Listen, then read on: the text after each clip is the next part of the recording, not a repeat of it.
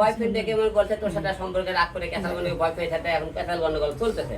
এখন তার তো বিয়ে না, আমি তো তারে ধরে আছে জোর করে টানি ধরে তুমো দিতাম কি জন্মদিনে আমি তারে ধরে ধরতাম কি, আমি এত অশ্লীলতা কোনো দৃশ্য করতাম, তাহলে আপনি বলতে পারেন।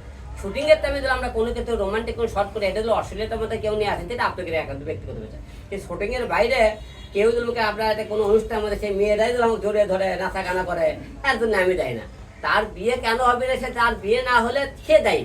এক হলে না আমার কথা বলেছে যে হিরো আলম নাকি তার গিভেন ডেকে অর্ডার করতে, হিরো আলম নাকি অনেক কিছু বলেছে, এটা তো আমি ভালো করে ভেঙেই দিলাম যে আগে পিছে কথা কেটে সে সামান্য কথা একটা হিরো আলম খারাপ বানানোর চেষ্টা করেছে।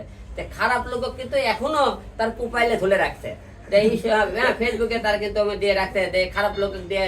কালকে ওর ফলোয়ার ছিল আপনি 30,000 লাগান, তো হিরো আলমকে একদিন গালি দিয়ে তার ফলোয়ার হয়ে গেছে তো আপনি করেন 40,000 একদিনে। খারাপ লোকটা কেন ভাই মনে করেন, যে লোক কাজই করবে না তাকে মনে করেন হলে এত খারাপ, সেই লোকটাকে সে কেন ঘুরতেছে ভাই? তার আমার এই ছবিটা সে কেন করে খারাপ লোক? তার মনের মধ্যে শয়তানি ছিল, মতলব ছিল। শয়তানি মতলব না থাকলে সে আমার ছবি ব্যবহার করে আমি তার সাথে কি গল্প করলাম না করলাম সেই কলগুলো কেন রেকর্ড করে রাখছে? তার টার্গেট ছিল ভবিষ্যতে সে আমাকে একটা ফাঁসানোর চিন্তা ভাবনা পরিকল্পনা হিসেবে সে একটা ব্যবহার করার চিন্তা ভাবনা করছিল।